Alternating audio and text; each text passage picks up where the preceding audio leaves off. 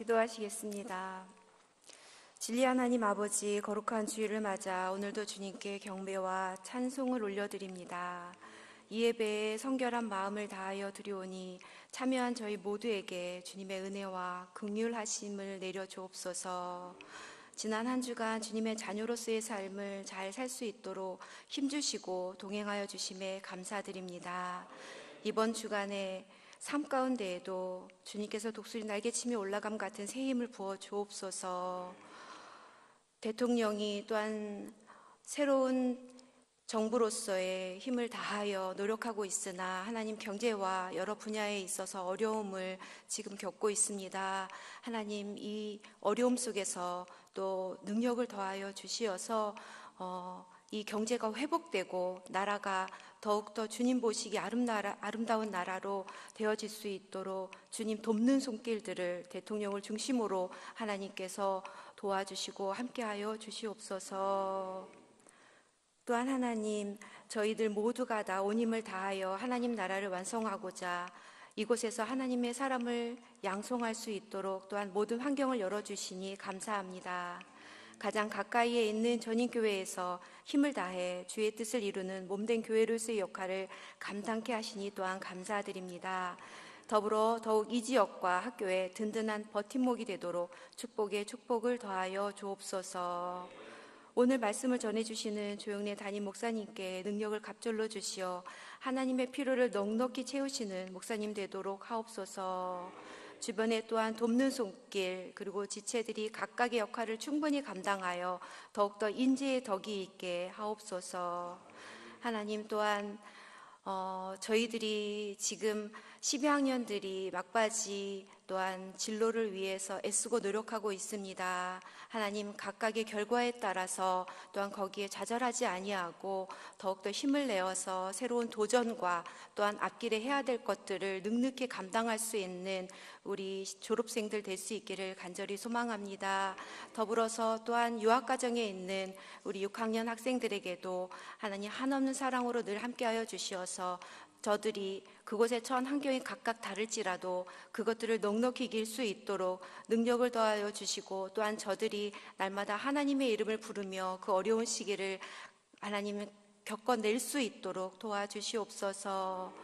모든 것을 주님께 맡깁니다. 이 예배 가운데 오직 선한 주의 영이 하나님 운영하여 주시기를 원하오며 예수님의 이름으로 기도드립니다. 아멘.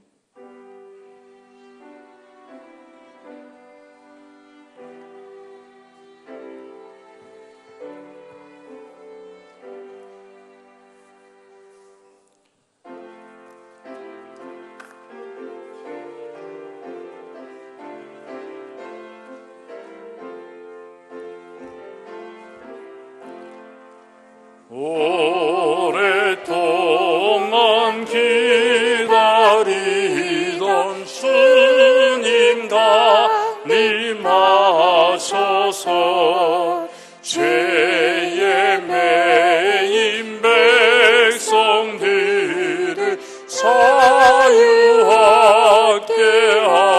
하시네.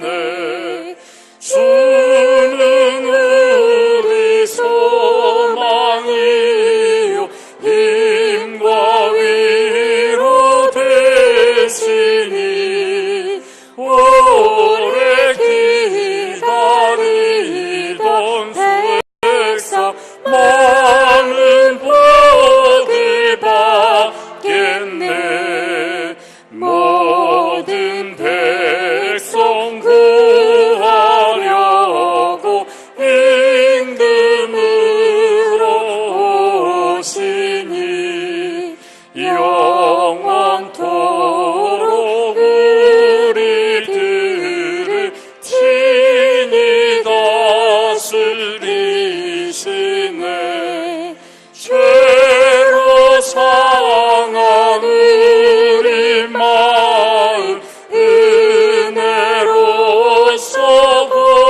고치고 주의 빛난 보좌 앞에 이르도록 하소서. 아멘. 함께 은혜 나누신 말씀 요한복음 1장 43절로 51절의 말씀 함께 읽도록 하겠습니다. 요한복음 1장 43절로 51절의 말씀 우리 함께 봉독하도록 하겠습니다. 요한복음 1장 43절부터 함께 봉독합니다.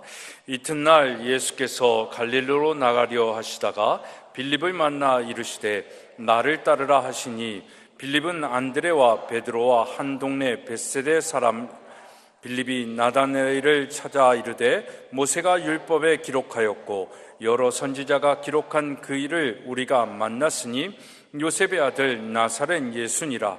나다나엘이 이르되 나사렛에서 무슨 선한 것이 날 수 있느냐? 빌립이 이르되 와서 보라 하니라. 예수께서 나다나엘이 자기에게 오는 것을 보시고 그를 가리켜 이르시되 보라, 이는 참으로 이스라엘 사람이라. 그 속에 간사한 것이 없도다. 나다나엘이 이르되 어떻게 나를 아시나이까? 예수께서 대답하여 이르시되 빌립이 너를 부르기 전에 내가 무화과 나무 아래에 있을 때에 보았노라. 나다나엘이 대답하되 라삐여, 당신은 하나님의 아들이시요 당신은 이스라엘의 임금이로소이다. 예수께서 대답하여 이르시되 내가 너를 무화과 나무 아래에서 보았다 하므로 믿느냐? 이보다 더 큰 일을 보리라. 또 이르시되 진실로 진실로 너희에게 이르노니 하늘이 열리고 하나님의 사자들이 인자 위에 오르락 내리락 하는 것을 보리라 하시니라. 아멘. 제1여선교회에 나오셔서 특별 찬양으로 찬양 드리시도록 하겠습니다.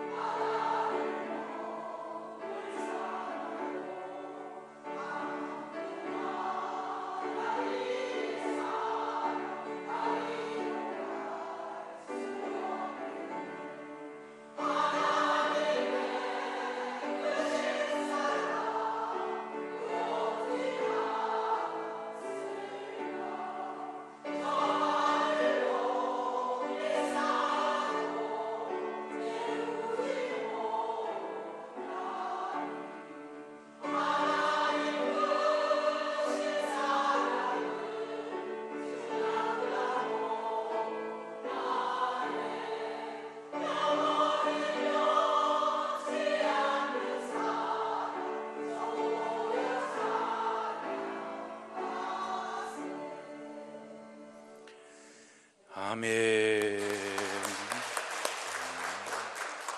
우리 제1여성교회가 많이 부흥해서 너무 감사합니다.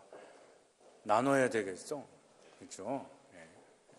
원래 이렇게 많이 모이면 이렇게 나눠야지 더 부흥하는데, 아무튼 한 해 동안 여러모로 우리 선교회를 또 이렇게 잘 성장시켜 주시고 좋은 모습으로 또 어머니의 역할을 잘 감당해 주신 우리 제1여선교회 다시 한번 우리 큰 박수로 감사하겠습니다.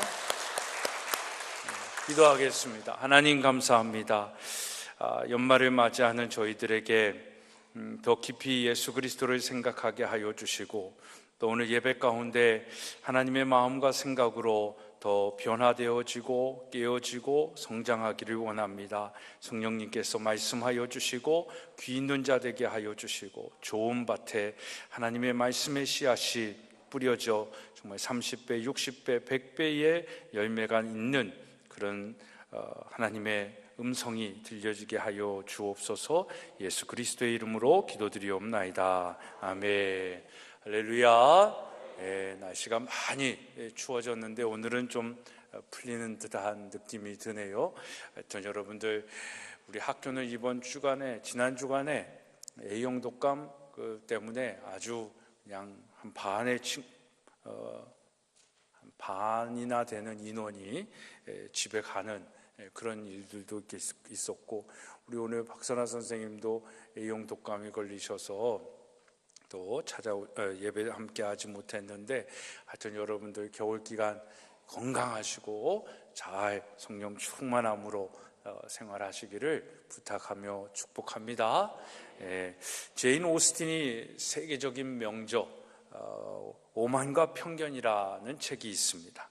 이 책의 주인공인 엘리자베스는 다른 남자 주인공인 사람과 결혼에 골인하게 되어지는데, 그녀의 마음속에 심겨진 소위 첫인상이라는 그 편견이 굉장히 그 남자를 향한 마음을 불편하게 만들었습니다. 그러니까 남자의 첫인상은 굉장히 오만하고 차가웠어요. 그러나 문자 그대로 그것은 첫인상이고 겉으로 드러난 인상일 뿐, 실제로 그의 마음은 굉장히 따뜻하고 배려심이 많은, 아주 많은 그런 사람이었습니다. 꼭 누구 같죠? 웃으시는 분만 아는 거예요. 그렇죠? 여러분, 그 엘리자베스는 그 첫인상의 편견을 깨는 것이 너무너무나도 힘들었다라고 얘기를 합니다. 이렇듯 편견은요, 언제나 높고 강력한 병을 쌓아 올리기 때문에 우리를 굉장히 힘들게 만듭니다. 불신자들이 예수 그리스도를 믿는 것도 그렇다라고 얘기할 수 있지만, 예수를 믿고 있는 우리도 예수님을 더 알아가는 과정도 마찬가지다라는 것입니다. 오늘날 현대인들은 예수를 믿지 못하는 데에는 여러 가지 믿지 못할 정당한 이유가 있어서 그러는 것이 아닙니다. 대부분 그간의 그들의 삶 속에 그들 마음에 입력된 어떤 편견들 때문에 예수 그리스도를 믿지 못하는 겁니다. 또 예수 그리스도를 믿고 있고 또 예배 드린다라고 하는 우리들도 더 예수님과 친밀해지지 못하는 것 이유가 바로 우리의 삶 속에 높게 쌓여지고 두껍게 가로막혀져 있는 그 편견의 벽 때문이다라는 것입니다. 오늘 본문에서 만나는 나다나엘도 바로 그런 사람입니다. 45절에 보면 빌립이 나다나엘을 만나서 자기가 만난 예수 그리스도에 대해서 간증을 합니다. 빌립이 나다나엘을 찾아 이르되 모세가 율법에서 기록하였고 여러 선지자가 기록한 그 일을 우리가 만났으니 요셉의 아들 나사렛 예수다. 나사렛에 사는 예수라는 사람을 만났는데 그는 보통 사람 예수가 아니라 그가 바로 누구다라는 거예요. 메시아라는 겁니다. 그리스도다라는 것입니다. 빌립이 구약 율법에서부터 증언된 바로 오실 그 메시아를 자기가 만났다라고 지금 간증하고 있는 것입니다. 아마도 나다나엘에게도 메시아를 만났다라는 것은 매우 흥미로운 소식이었을 것입니다. 그런데 문제는 뭐냐면 나다나엘의 마음을 닫게 하는 부분이 있습니다. 그것이 뭐예요? 메시아를 만났다라는 것, 야, 빌립이라는 내 친구가 메시아 그리스도를 만났다라는 건 대단하다, 나도 그를 보고 싶다라고 생각을 하는데 그가 어디에서 났다라는 거예요? 나사렛에서. 왜 하필이면 나사렛이냐? 라는 생각, 그 편견을 가지고 있는 것입니다. 나사렛은 나다나엘의 고향 가나에서 아주 가까운 곳이었습니다. 불과 6km밖에 떨어지지 않은 곳에 위치한 마을이었습니다. 서로의 거리가 20리도 안 되는 곳이었지만 두 마을은 일종의 뭐라고 얘기할까요? 경쟁 관계에 있는 그런 두 마을이었습니다. 게다가 나사렛은 거기서 멀지 않은 세포리스의 로마의 수비대가 주둔하고 있고, 또 로마의 군인들이 자주 나사렛 거리를 활보하며 악을 일삼던 곳이어서, 그래서 비하된 히브리어 호칭으로 노츠리라는 그런 호칭으로 통하는 곳이기도 했습니다. 그러니까 우리나라로 얘기하면 아마 이태원이라고 얘기할 수 있겠죠. 그럼 너무 미군을 나쁘게 보는 건가? 하여튼 이태원에 다른 나라 사람들, 뭐 안산이나 요즘 뭐 대방동이나 이런 데 가도 뭐 많잖아요. 그런 사람들. 그러니까 그런 타민족 사람들이 이 나라에 와가지고 굉장히 불편하게 만드는 그런 현실들을 이야기하는 곳이 바로 노출이라는 곳인데, 이 나사렛이라는 곳이 그런 지역이었다라는 것입니다. 그런데 그런 동네에서 누가 났다라는 것입니까?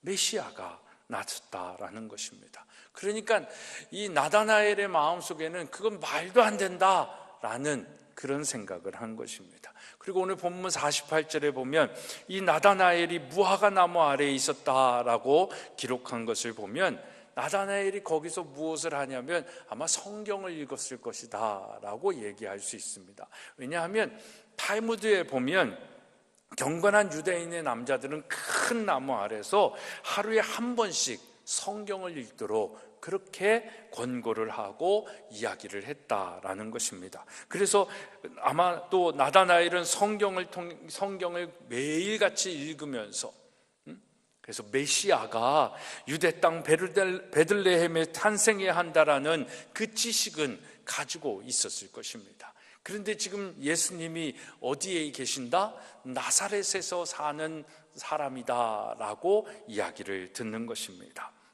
그래서 아마도 나다나엘은 그것에 대해서 인정할 수 없고 또 인정하고 싶지 않은 자기만의 편견을 가지고 있는 것입니다. 여러분, 편견이라는 것은 때로 하나는 알지만 전체를 알지 못하는 데서 파생되어지는 우리의 견해다라는 것입니다. 마태복음 2장 23절의 말씀을 보면 나사렛이란 동네에 가서 사니 이는 선지자로 하신 말씀에 나사렛 사람이라 칭하리라 하심을 이루려 함이라. 여러분, 예수님은 어디에서 태어나셨어요? 메시아인 예수 그리스도는 베들레헴에서 태어나셨습니다. 그러나 베들레헴에서 태어나셨지만 어디서 자란 것이에요? 나사렛이라는 동네에서 자란 것입니다. 그래서 베들레헴 사람이라 하지 않고 어려서 나사렛이라는 지역에서 자랐기 때문에 나사렛 사람이다라는 칭함을 받을 것이다 라고 예언을 하신 것이고, 그 예언을 이루기 위하여 여전히 예수님은 나사렛에서 자라신 거예요. 그래서 나사렛 사람이라는 칭함을 얻는데, 나다나엘은 그냥 구약에 나타난 예수 그리스도 메시아가 오실 것이다라는 그 기사, 그 말씀 속에서는 어디에 태어나야 되는 거예요?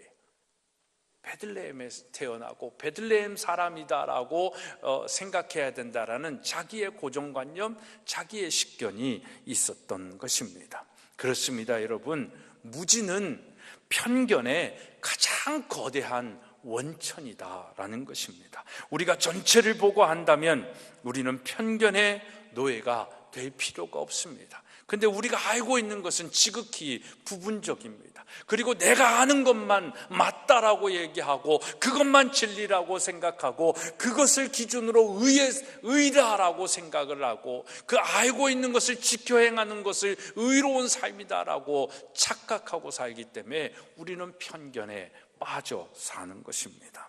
그것이 인간의 교만으로 연결이 되어진 겁니다. 여러분, 편견은 치우칠 편 볼견입니다. 여러분, 잘못되고 불완전한 정보에서 나온 일반화의 근거를 두고 어떤 특정 집단에 대해 부정적인 거나 증오심의 태도를 갖는 것, 이게 편견입니다.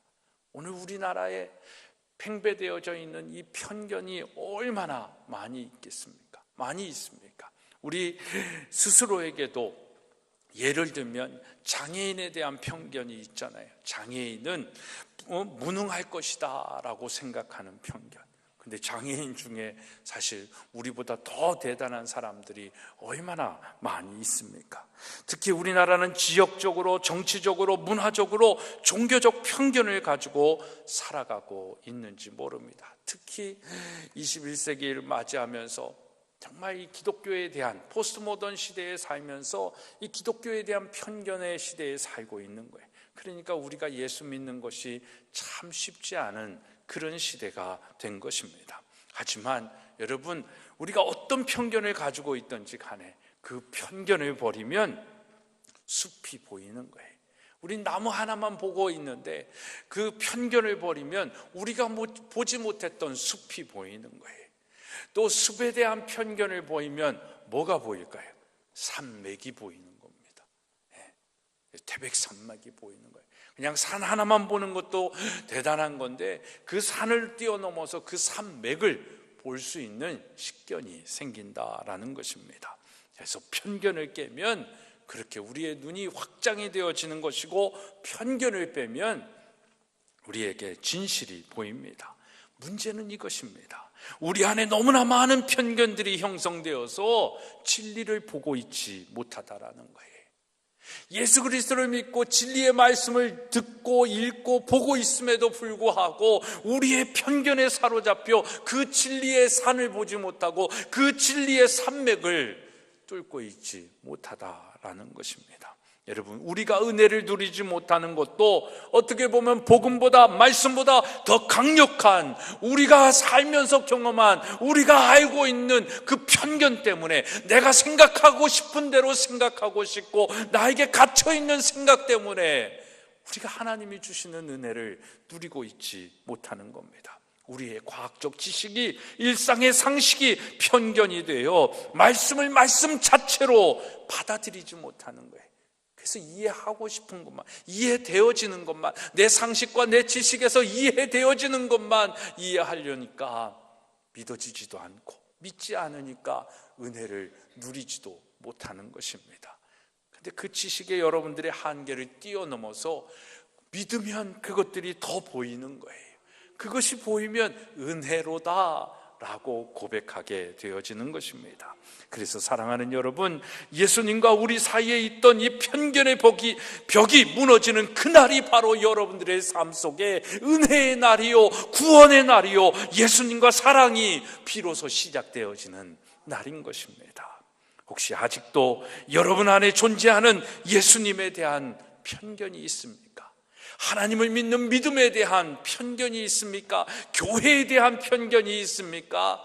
우리 사랑하는 성도들에 대한 편견이 있습니까? 내가 가지고 있는 편견을 깨뜨리고 내 편견 속에 예수가 아닌 성경 속에 있는 예수를 만나기를 주님의 이름으로 부탁합니다. 그러면 여러분들 삶에 새로운 신세계가 열리게 되어지는 겁니다. 오늘 본문의 나다나엘을 보십시오. 나다나엘이 예수님을 만나면서 발견한 놀라운 사실은 예수가 자신에 대한 모든 것을 미리 알고 있었다라는 것입니다. 나다나엘의 편견에도 불구하고 빌립이 나다나엘이 직접 예수를 만나볼 것을 권합니다. 46절에 보면 나다나엘이 이르되 나사렛에서 무슨 선한 것이 날 수 있느냐? 빌립이 이르되 와서 봐라 라고 초청을 합니다. 그리고 이어지는 47절의 말씀을 보십시오. 예수께서 나다나엘이 자기에게 오는 것을 보시고 그를 가리켜 이르시되 보라, 이는 참으로 이스라엘 사람이라 그 속에 간사한 것이 없다 라고 얘기를 합니다. 비록 나다나엘은 예수 메시아가 오는 것에 대하여 편견을 가지고 있었습니다. 하지만 예수님은 나다나엘이라는 사람이 순수하고 정직한 사람이다라는 것을 아신 겁니다. 그리고 그를 칭찬하시죠. 여기서 우리가 알 수 있는 것은 편견을 가지고 있는 사람이라고 하면 굉장히 치우친 사람이고 또 굉장히 속이 좁은 사람이다라는 우리의 선입견이 있을 수 있습니다.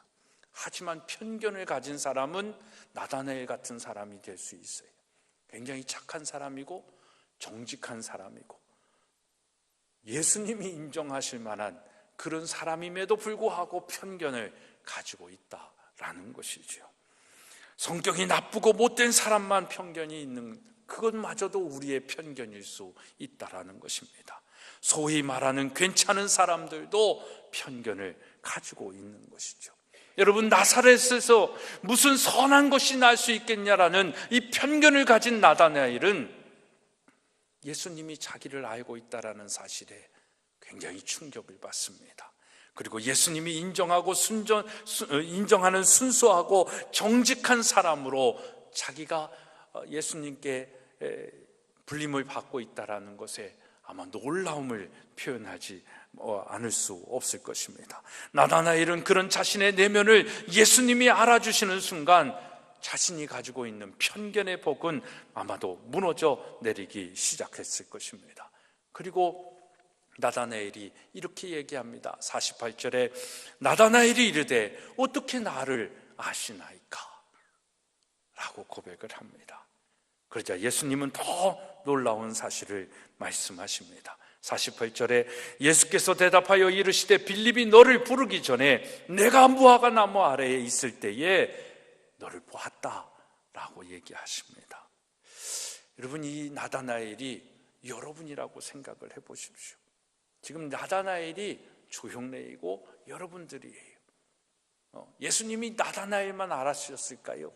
나다나엘을 한 번도 만나지 못했던 예수님이 그 무화과 나무 아래에 있던 나다나엘을 아시고 또 나다나엘이 그 멀리서 있는 거는 뭐 정말 어떻게 눈이 좋으셔서 보셨다라고 한다 할지라도 그의 성품과 그의 정직함을 어떻게 알 수 있겠습니까? 예수님께서 그의 성실과 그의 정직함마저도 아시는 거예요. 그 나다나엘을 아시는 예수님은 여러분을 지금 한 사람 한 사람을 알고 계시는 것입니다. 여러분들의 아픔, 여러분들의 눈물, 여러분들의 소망, 여러분들의 바람, 그 모든 것을 알고 계시는 예수님이다라는 것입니다. 그것을 만난 나다나엘, 그 나다나엘의 삶 속에 얼마나 당황함이 있었겠습니까? 아니, 나의 깊은 내면과 내가 사람들을 피해 저 나무 아래 조용히 홀로 머물러 있던 모습까지 속속들이 아시는 저분은 과연 누구일까? 나를 알지도 못하고 만나지도 못하고 나하고 식면도 못한 그분이 나의 이름을 알고 계시고 내 속가직도 알고 계시고 내가 무엇을 하고 있다라는 것을 알고 계신 그분은 과연 누구일까? 여러분, 예수는 누구인가? 라는 궁금증은 여기서부터 시작이 되어지는 것입니다. 여러분들 안에 예수는 누구인가? 라는 궁금증이 있으십니까? 여러분들 안에 정말 예수님이 나를 알고 계신다라는 그 암 속에서 과연 내가 말하지도 않고 설명하지도 않고 내 인생을 보지도 않으셨다라고 내가 알고 있는데 저분이 과연 나를 어떻게 알고 계실까? 그 나를 알고 계신 그분은 과연 누구인가? 여기에서 여러분, 우리의 신앙의 고백이 시작이 되어지는 것입니다. 그래서 마침내 나다나엘은 친구 빌립이 고백한 내용에 이제 자신도 동의할 수밖에 없는 그런 자리에 이르게 되지요.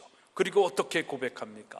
우리 49절의 말씀 한번 같이 읽겠습니다. 시작.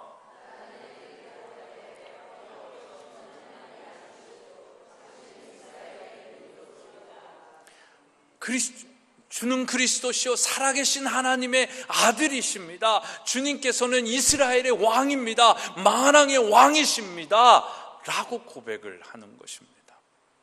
이 고백이 여러분들의 고백이 되기를 바랍니다. 당신은 나의 모든 것을 하시는 신적 존재를 가지고 계십니다. 전능하신 하나님이십니다. 나의 왕이시고 나의 주님이십니다 라는 고백, 그 고백이 우리의 삶 속에 있어야 되는 거예요.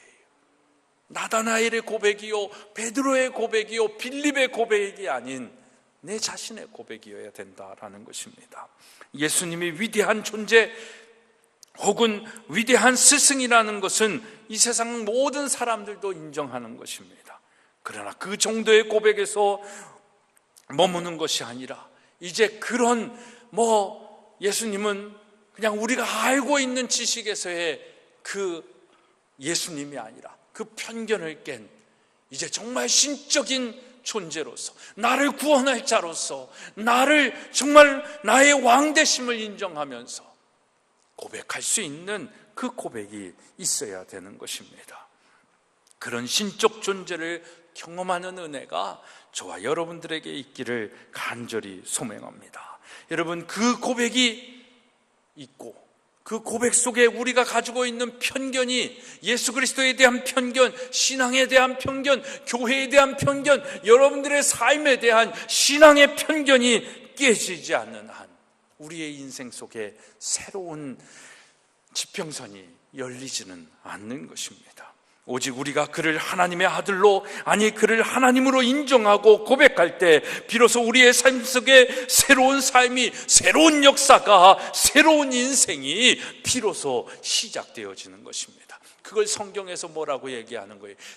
이전 것은 지나갔으니 보라 새 것이 되었다. 비로소 변화된 자의 삶의 시작은 거기에서 시작이 되어지는 거예요. 우리의 종교적이고 율법적인 우리의 삶의 이 종교적 행위가 이제는 다 편견으로 깨트리는 순간 무너지는 것이고, 진짜 비로소 하나님을, 예수님을, 성령님을 인격적으로 내 삶의 주인으로 고백하며 살아가는 진짜 신앙의 삶을 살기 시작하는 것입니다. 나다나엘은 그동안 무화과 나무 아래서 성경을 많이 읽어왔습니다. 그러나 이제야 비로소 그는 성경의 주인을 만난 것입니다. 다시 말하면 성경에 관하여, 예수에 관하여, 하나님에 관하여 지식적으로 알고 있던 나다나엘이 이제 진짜 예수를, 하나님을, 성령을 만나는 것입니다. 요한복음 5장 39절에 말씀이 성취되는 순간 39절의 말씀이 성취되어지는 것입니다. 너희가 성경에서 영생을 얻은 줄 생각하고 성경을 연구하거니와 이 성경이 곧 내게 대하여 증언한다라는 것입니다. 문자적 성경이 이제는 살아있는 하나님의 말씀으로, 생명력 있는 말씀으로 내 안에 힘이 되어지고 생명이 되어지고 능력이 되어지는 것입니다. 이 은혜가 여러분들 안에 있기를 주님의 이름으로 축복합니다. 그래야 비로소 내 삶의 주인은 나라는 편견을 깨뜨리고 이 그리스도 예수를 내 삶의 주인으로 알게 되는 진리를 깨닫게 되는 것입니다. 은혜는 여기서부터 시작이 되어지는 것입니다. 그래서 우리가 하나님의, 예수 그리스도의 신적 존재를 인정하지 못하고 내 삶의 구주로 영접하지 못하고 내 삶의 주인으로 인정하지 못하고 인정한다고 하는 것에 머무는 것이 아니라 인정됨으로 주인으로 인하여 내 삶이 운영될 때 우리는 비로소 은혜를 누리며 살게 되는 것입니다. 나다나엘을 만나지도 않으시고 그가 무화과 나무 아래서 있었던 것을 보셨다라는 그 예수님의 말씀은 나다나엘을 놀라게 하는 신성을 지니신 그 하나님의 선언이었습니다. 그러나 예수님은 그가 그 이상의 놀라운 일을 경험할 것이다 라고 말씀을 하십니다. 우리 50절의 말씀 함께 읽겠습니다. 시작.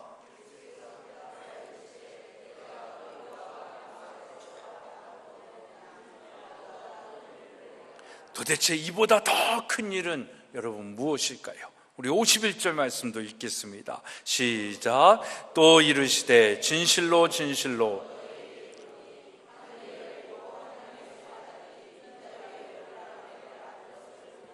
여러분, 우리가 이 말씀의 배경을 제대로 이해하기 위해서는 구약성경 창세기 28장으로 가야 합니다. 믿음의 조상의 한 분인 야곱이 형의 장자권을 빼앗은 후에 형의 진노를 피해 외삼촌 라반이 있는 그 하란으로 향하여 갑니다. 집을 떠나 한 60km 이상의 길을 가던 중 해가 저물어서 한밤중에 어떻게 합니까? 돌을 베고 잠을 잡니다. 그런 가운데 꿈을 꾸게 됩니다. 그 밤에 본 꿈에서 그는 하늘과 땅을 연결하는 사닥다리에 천사들이 오르락 내리락 하는 광경을 본 것입니다. 야곱이 그 사닥다리 위에 계신 여호와 하나님을 뵙고 그분의 약속의 말씀을 받게 되는 것입니다. 예수님이 왜 이 이야기를 나다나엘에게 들려주시는 것일까요? 창세기 28장의 사건과 본문의 이야기에서 바꾸어지는 것은 딱 하나입니다. 그건 뭐예요? 28장에는 천사들이 사닥다리를 오르락내리락 하는데 오늘 이 말씀에는 예수님이 천사들이 인자 위에 오르락내리락 한다라는 말씀입니다. 무엇을 의미하는 것입니까? 야곱이 본 환상에서 하늘과 땅을 연결하는 사닥다리가 바로 인자 되신 예수 그리스도다라는 것입니다. 예수님이 바로 하늘과 땅을 연결하는 중보자로 오신 것을 선언하고 계시는 것입니다. 일찍이 인간의 죄는 인간과 하나님 사이에 거대한 간격을 만들었습니다.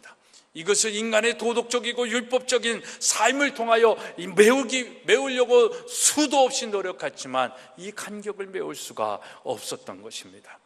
그런데 예수님이 이 간격을 메울 중보자로 인간과 하나님 사이 곧 땅과 하늘을 연결하는 중보자로 오셨다라는 그것을 말씀하고 계신 것입니다. 그가 바로 인자, 곧 사람의 아들로 이 땅에 오신 예수 그리스도이신 것입니다. 아멘 하십니까?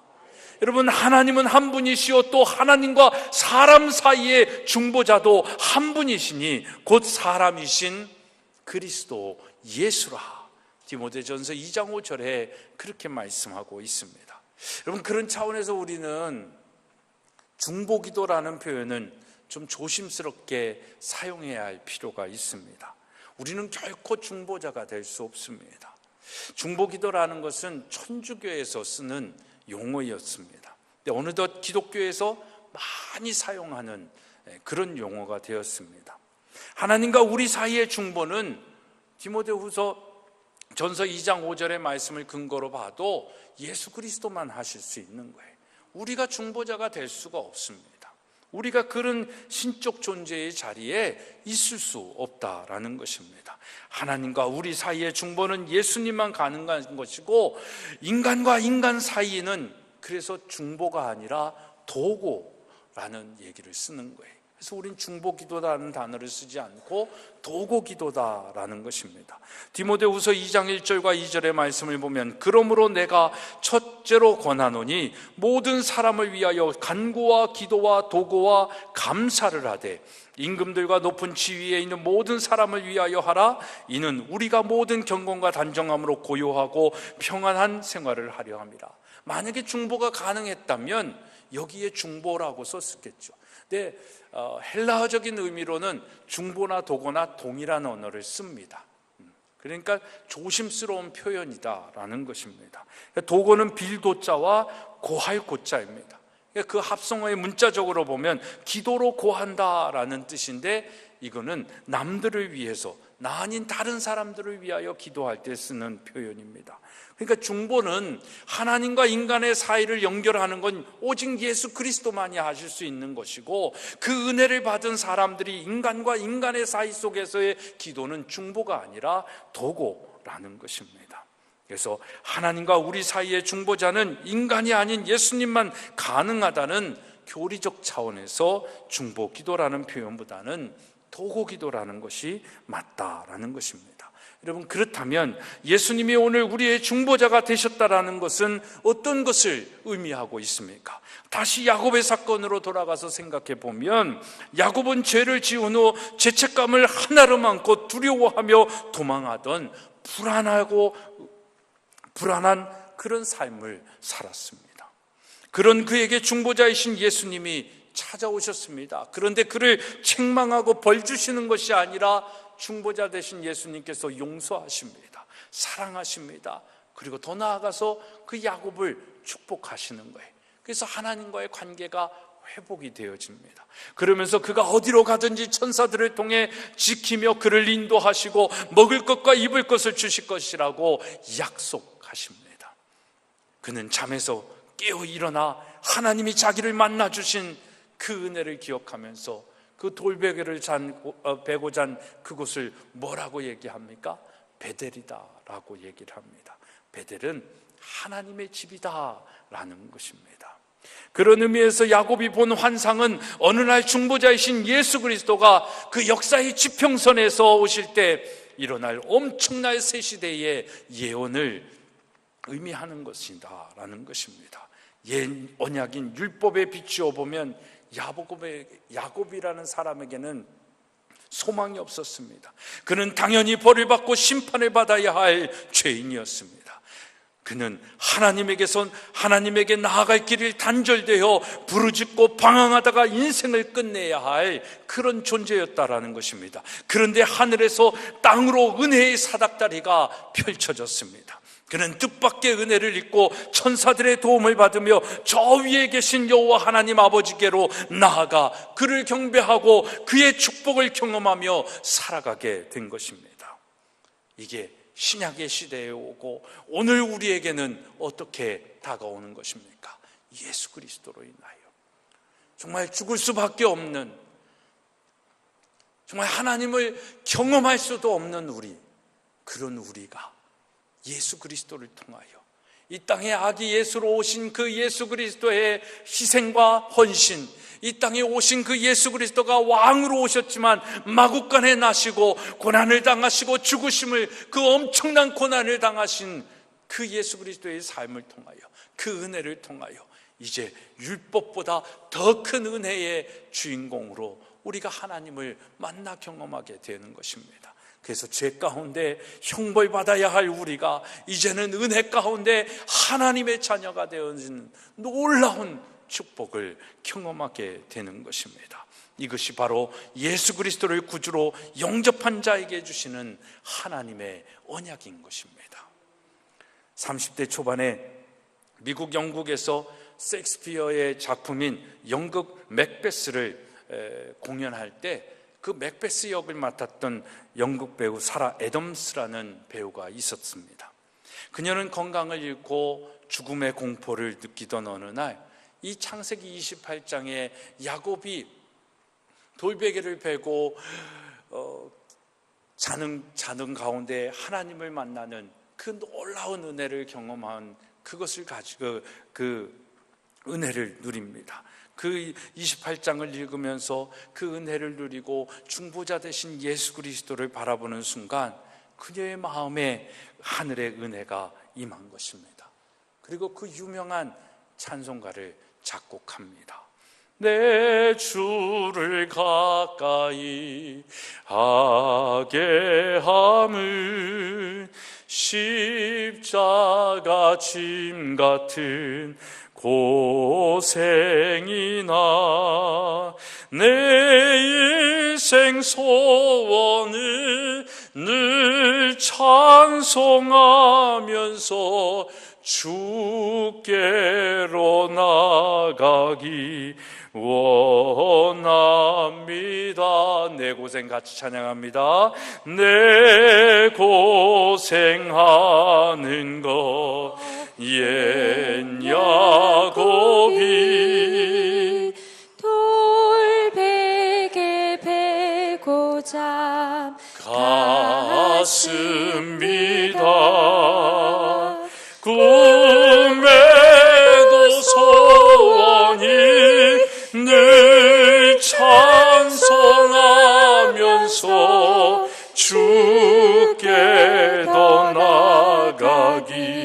원합니다. 천성에 가는 길 험하여도 생명길 대나니 은혜로다. 천사 날 부르니 늘 찬송하면서 주께 더 나아가길 원합니다. 야곱이 잠 깨어 일어난 후 돌단을 쌓은 것 본받아서 숨질 때 되도록 늘 찬송하면서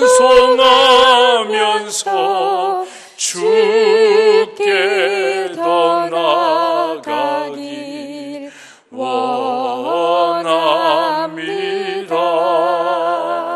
내 주를 가까이 하게 함은 십자가 짐 같은 고생이나 천성에 가는 길 험하여도 생명길 대나니 은혜로다.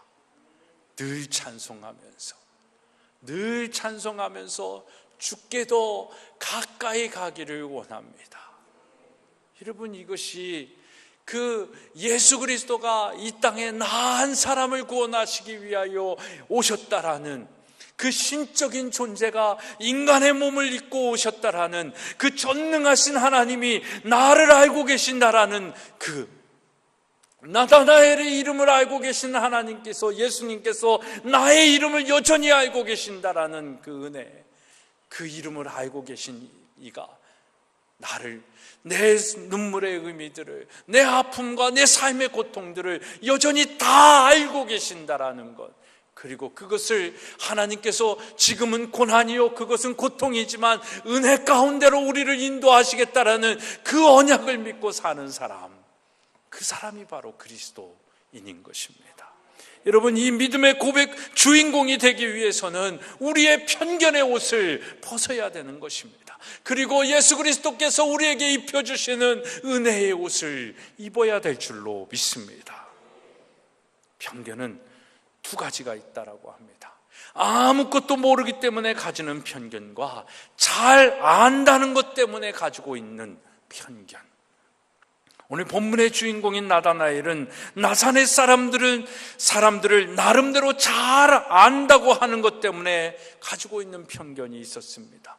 그리고 자기가 읽어왔던 그 율법의 말씀들로 인하여, 예언서의 말씀들로 통하여 뭔가 안다라는 편견을 가지고 있었습니다.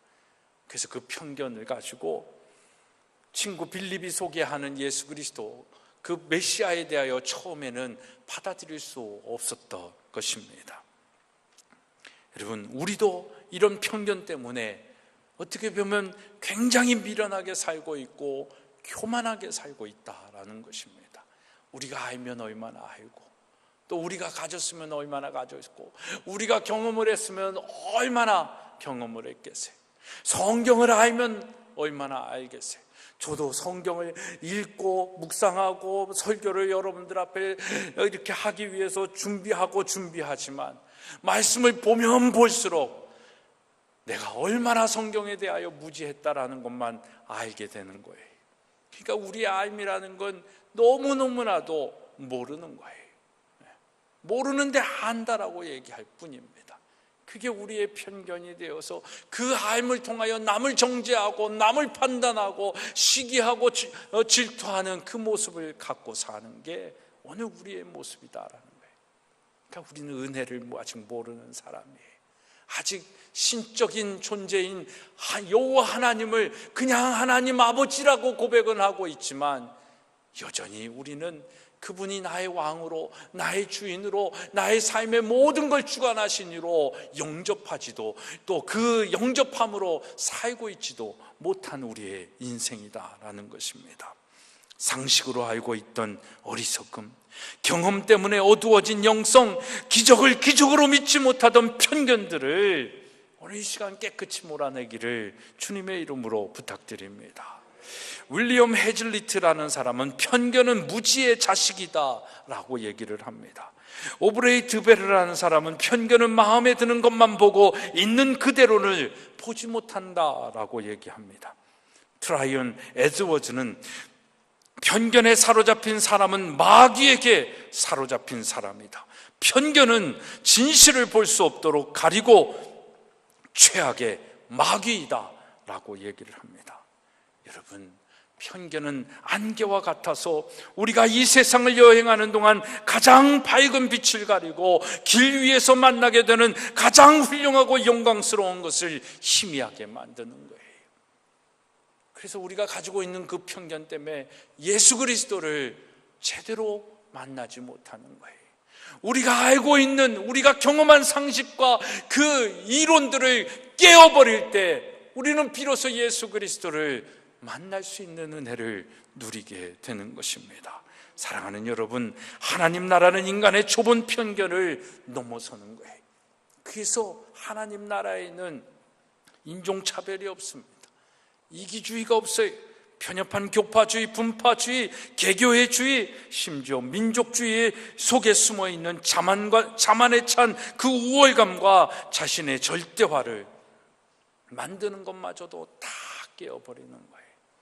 오늘날 우리 포스트 모던 시대에 살고 있는 우리는 너무나 편견이라는 단어로 표현할 수 없는 아집과 자기 고집, 자기만의 세상 속에 갇혀 있는 겁니다. 그리고 거기에 맞는 것만 예수님이라고, 거기에 맞는 것만 하나님이라고 인정하려는 거예요. 그러니까 코끼리를 경험하면서 어떤 사람은 꼬리를 만지면서 뱀 같다라고 얘기하고, 다리를 만지는 사람은 기둥 같다라고 얘기하고, 등을 만지는 사람은 벽과 같다라고 얘기하는 것과 별반 다르지 않아요. 우리는 코끼리 전체를, 하나님 전체를 알아야 되는데, 내가 알고 있고 경험한 것만 하나님이라고, 그것만 내가 아는 상황에서 드러나고 나타나야 된다라는 우리의 고집, 우리의 아집. 여러분, 예수님은 당시의 편견에 찬 삶에 도전하셨고, 잘못된 인간의 벽을 몸소 깨뜨려 멸시받는 사람들에게 하나님의 넓은 사랑을 나타내 보이셨습니다. 오늘 우리 그리스도인들이 그런 삶을 살아야 하지 않겠습니까? 우리도 예수님을 따라 우리의 편견을 제거해야 하는 것입니다. 더욱이 지방색이 강한 한국 사람들은 마음의 폭이 더 넓혀 서로 수용하며 살아야 돼요.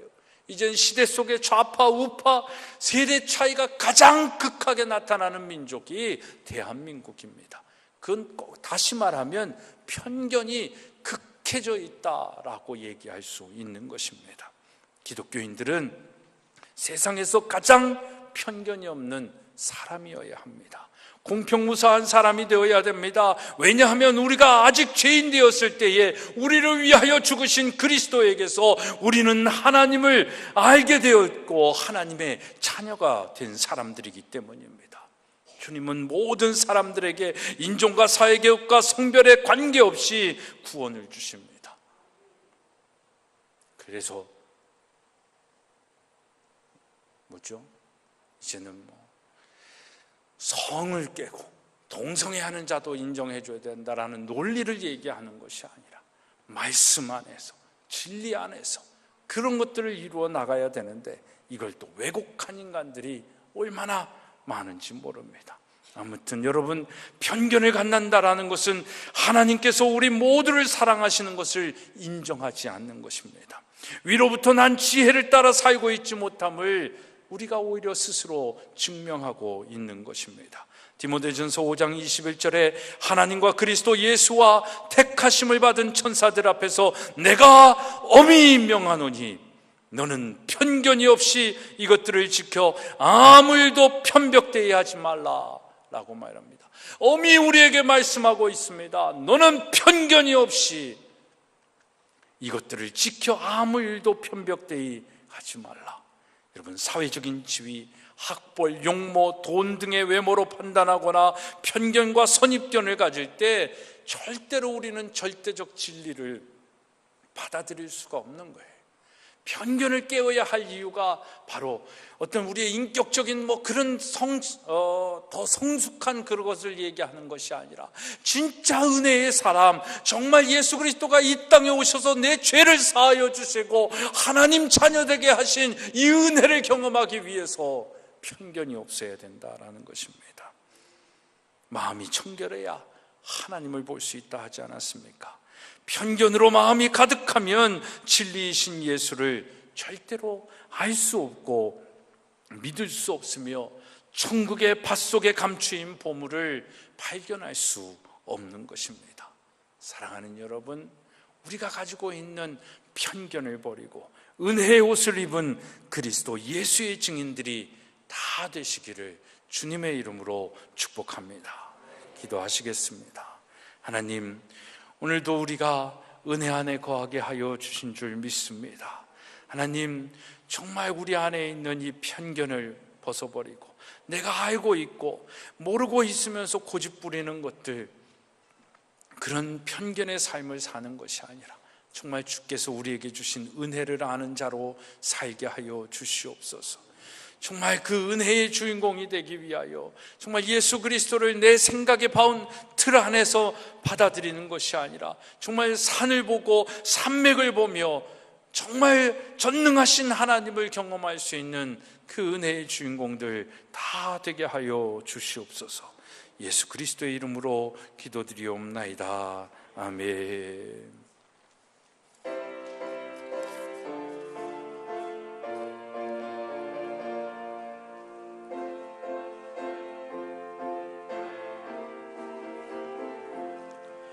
나 이제 주님의 새 생명 얻은 몸, 이것은 지나고 새 사람이로다.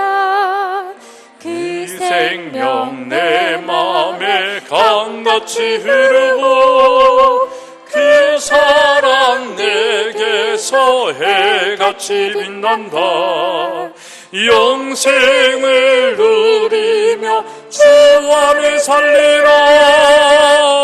오늘도 내일도 주 안에 살리라. 주 안에 감추인 새 생명 얻으니 이전에 좋던 것 이제는 값없다. 하늘의 은혜와 평화를 맛보니 찬송과 기도로 주 함께 살리라. 영생을 누리며 주 안에 살리라. 오늘도 내일도 주 함께 살리라. 산천도 초목도 새 것이 되었고 죄인도 원수도 친구로 변한다. 새 생명 얻은 자 영생을 누리니 주님을 모신 마음 새 하늘이로다. 영생을 누리며 주 안에 살리라. 오늘도 내일도 주 함께 살리라. 주 따라가는 길 험하고 멀어도 찬송을 부르며 뒤따라가리라. 나 주를 모시고 영원히 살리라. 날마다 섬기며 주 함께 살리라. 영생을 누리며 주 안에 살리라. 오늘도 내일도 주 함께 살리라. 모든 것이 주께로부터 왔으니 이 예물을 주께 드리나이다.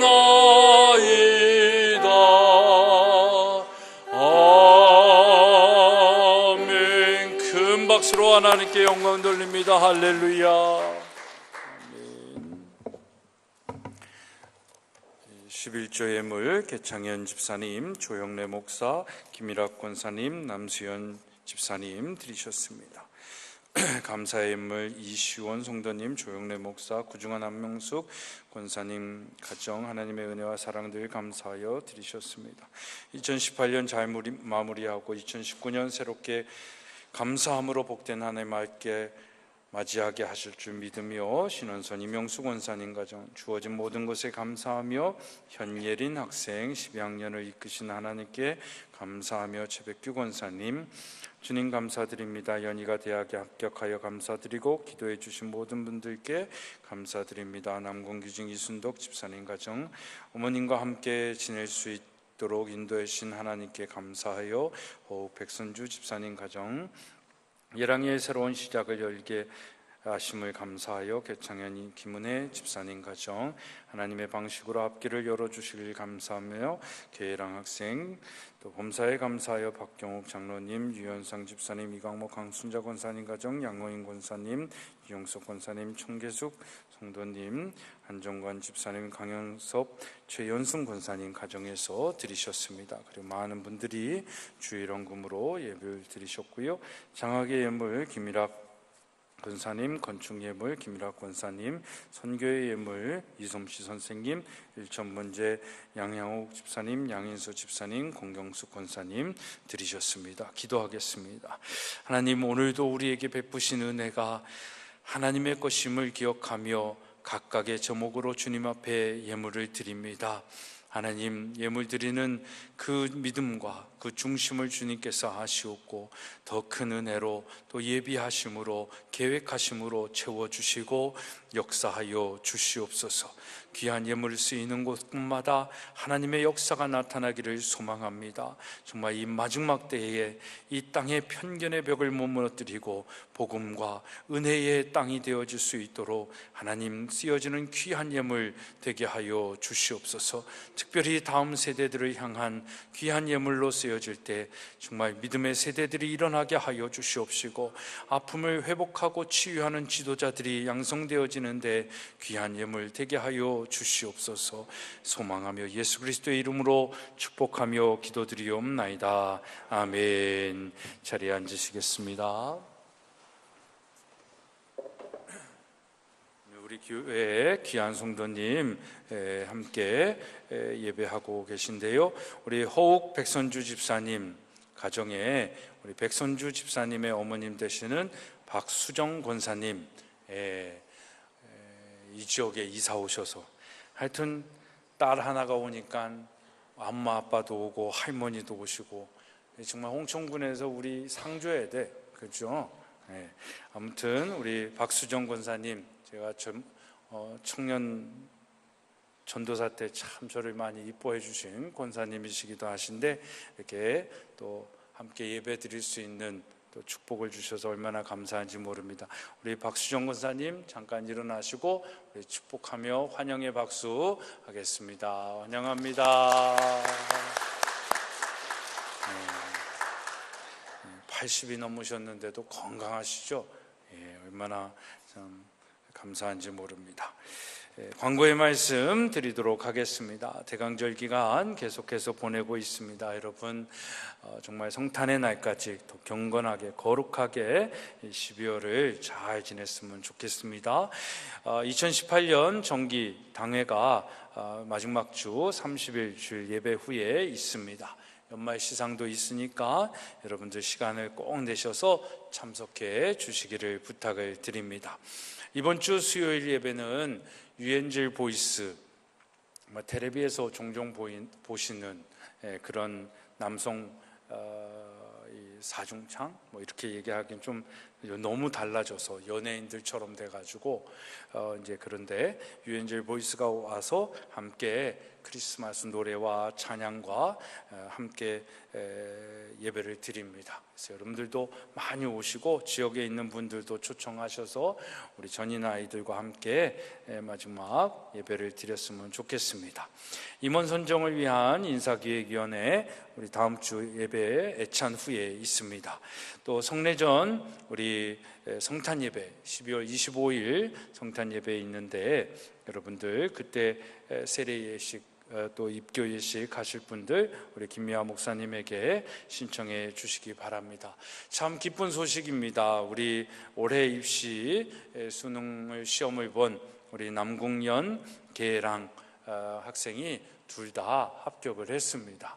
우리 계랑 학생은 인천대에 합격을 했고요. 또 우리 연희는 3군데 합격을 했는데 아마 교통대 간다고 그러죠? 강원대 가냐? 교통대. 교통대가 여러분들 그냥 대학인 것 같은데 사실은 특수대학이잖아요. 철도대학. 옛날 철도대. 그래서 철피아가 있는 철도는 저 학교 출신 아니면 명함도 못 내립니다. 그런 학교인데 얼마나 잘 됐는지 모릅니다. 아무튼 우리 예양이도 무역학과 그렇죠? 그래서 우리 예양이는 이미 대학생이에요. 네, 그래서 참 얼마나 기쁜지 모릅니다. 더욱더 우리 전임 학교에도 또 더 좋은 소식이 재수한 친구들 중에 연세대학도 가고 성균관대학도 가고 하여튼 올해 좀 기대했던 우리 기대주들은 하여튼 이 국어 시험에서 좀 그랬는데 내년에 그 친구들은 또 더 잘하리라 기대를 하고요. 하여튼 선배들 군에서 연세대도 하고 성균관대도 되고 하여튼 그래서 참 감사한 마무리를 수시 마무리를 하고 이제 한두 녀석은 이제 정시로 또 이제 합격의 소식을 기다리고 있습니다. 아무튼 여러분들 기도 많이 해주셔서 이렇게 좋은 소식 함께 누릴 수 있어서 얼마나 감사한지 모릅니다. 다는 아니지만 우리 연희하고 예랑이 있으니까 수고한 친구들 우리 큰 박수로 격려하겠습니다. 제1여선교회 계속해서 사업하고 있습니다. 필요한 물건들 여러분 구입하셔서 또 도움을 주시면 좋을 것 같습니다. 이제 다 같이 일어나셔서 폐 찬양하시고 축도함으로 예배 마치도록 하겠습니다.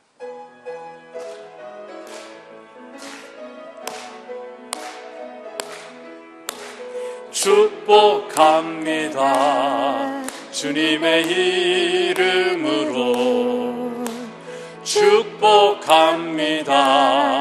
주님의 사랑으로 이곳에 모인 주의 거룩한 자녀에게 주님의 기쁜 것을 사랑이 충만하게 넘치기를 축복합니다. God bless you.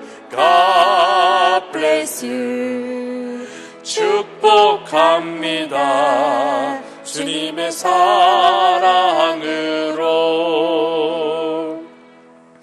이제는 이 땅의 편견을 깨트리는 진리로 오신 예수 그리스도의 은혜와 아들을 주시기까지 우리를 사랑하시는 하나님 아버지의 만극하신 사랑하심과 우리로 하여금 은혜의 옷을 입게 하시는 성령님의 감화감동 교통케 하시는 역사하심이 오늘 함께 예배하는 모든 성도들 위해 또 자녀들과 함께 이곳에서 생활하기 위하여 오신 우리 박수종 권사님을 위해 또 우리 사랑하는 자녀들 모두들 위해 이제로부터 영원토록 함께 하옵시기를 간절히 축원하옵나이다. 아멘.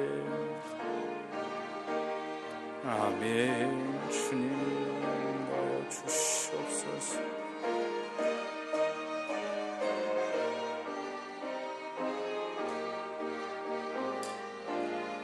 아멘. 아멘.